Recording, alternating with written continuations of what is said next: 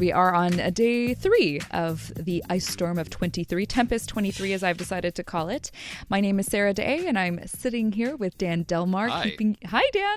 So nice to be back. Yeah. Finally, time for politics. The one day I come back after a couple years, we barely talk about politics today, but Justine MCINTYRE is here, former city councilor. Hey there. Strategy. Hey, Justine, how are you? Good. First, nice to be on the show with you. And yeah, it's been a heck of a ride, for the last 3 days. Indeed. Do you have power? What's your situation? I do. I'm one of the lucky ones. So I've been a bit of a shelter for a couple of friends in the West Island. Excellent. Thanks for filling in for Mr. Mulcair today. I want to ask you the same question I did to James earlier about this emergency situation. Is it a Ice Storm 23? Is that what we're calling it, Ice Storm 23, or Power Grid Failure 23? I mean, and I heard it's a good question, and I did hear Mayor Bass's comments about that, about, do we have enough workers out? Do we have enough people actually looking at the situation and doing something about it? It's not a power grid failure in the sense that no matter how resilient our grid is, no matter how many workers we have, situations such as the one that we've just experienced in an ice storm are natural causes that cannot be avoided. And all that we can hope for is to try to be able to mediate quickly, to try to have enough workers on the ground to remove the branches and to get things functioning back to normal as quickly as possible. So to me, this is not a failing of the system. It does show, though, how dependent we are on the hydroelectric system here in Quebec. Of course, we're dependent on hydroelectricity. And when there's a big storm like this that knocks out hydroelectricity, we're massively affected.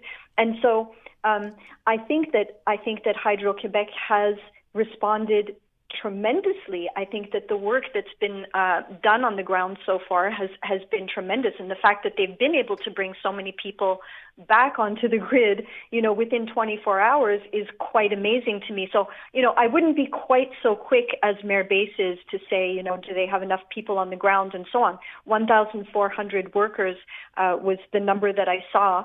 And my kudos to them, because they're not working in easy conditions either, with high winds and so on.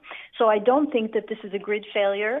I do think, though, that going forward, knowing what we know about climate change, knowing what we know about weather systems being affected by warming weather patterns, it means that we're going to be faced with more and more of these types of storms. So sudden cold followed by rain and melting. And so it's something we're going to have to prepare for. Justine, I know that you're kind of backing Hydro-Quebec and the work they've done so far, but for people who are like our texter who says 52 hours still without power, It doesn't feel like they're doing enough work. Now, how do you rate the way politicians are handling things so far? I know the mayor of Laval did a press conference earlier on, but a lot of our listeners have felt like there hasn't been enough of a response on the ground. There was an update from Minister Fitzgibbon earlier today, and Premier Legault was on the ground in Lake Coteau, where someone unfortunately perished on Wednesday due to a falling branch. How are the politicians doing being out in front?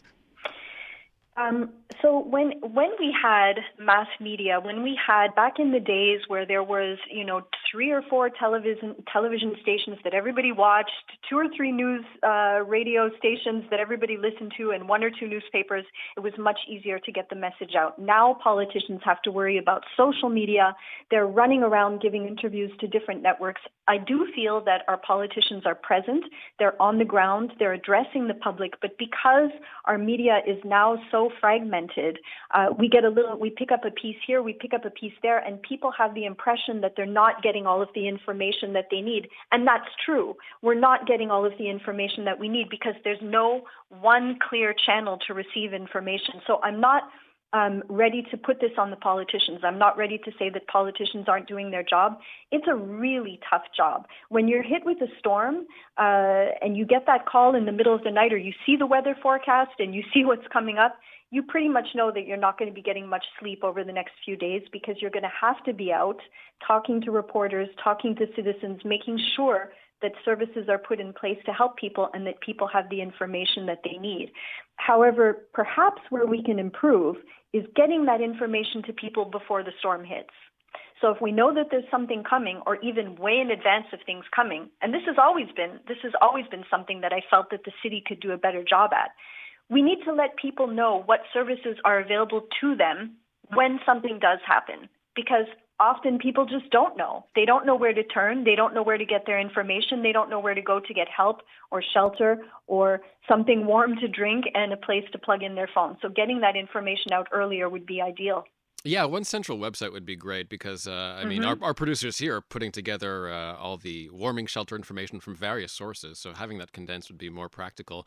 Non-storm stuff now, Justine. Bernard Drinville, the education minister, is bored, I suppose, and he, for some reason this week, decides no more prayer rooms in public schools in Quebec. What's his problem? What's his deal? Why now? What does this come from? Where did this come from? I think it came to his attention that there were some prayer rooms, and he perhaps had not been aware of that up until this point. So somebody brought that to his attention. He said, "Wait a minute, we don't have that. No, we're not doing that." And then he quickly had to take back, the position that he had put forward, which initially was, well, this is kind of okay. I mean, we can let people pray. That I don't have a problem with that. And then went to, well, actually, they can't pray, but they can pray silently, but it's not something that we condone or something like that. So he's been really unclear. And this is a problem that we've seen with Drinville before, right, is that he tends to overstep. He tends to come out and blurt something out and then be told, no, actually, that's not the government's position on this. And then he's had to go back and course correct. So clearly, we can't know, one, whether it's the government or whoever is in power making the decisions or the school boards. You can't prohibit people from praying, but what you can do is you can decide on what facilities are going to be offered or not offered, and I think that has to be the government's position, and they have to be clear on that. That if they're not going to offer the facilities, that's one thing. That you cannot come out with a statement that says we're going to prohibit people from praying. That's just not something that the government can do. So I guess the only thing we're waiting on, Justine, is to find out that you will have to work on December 25th because that is a Christian holiday. That is a public holiday. And we're also not going to do Christmas carols anymore. So when is that going to follow up with the banning of a prayer room in public schools? It's different, Sarah. Well, wait, why is that different, Dan? It's different, just because. I mean, because the word Christ is in Christmas, right? That is a religious holiday that many people observe. But if you're not going to allow students to pray, then obviously we can't celebrate Christmas either.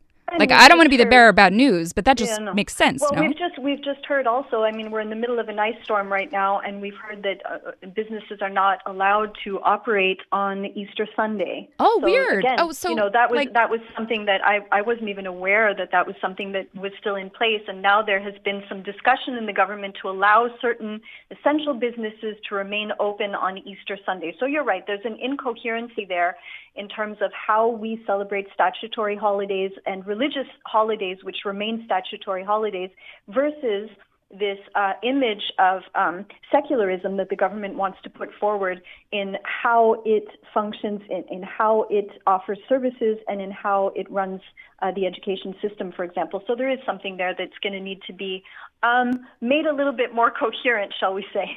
But I'm really surprised by this because I thought we were done. I thought we just had the big secularism law. It's being challenged. And now what is he bored? Like he just comes out with this again because he wants to, it looks like he's picking on kids, frankly. I'm so sick of this guy and what he pulls out of, c'est du n'importe quoi.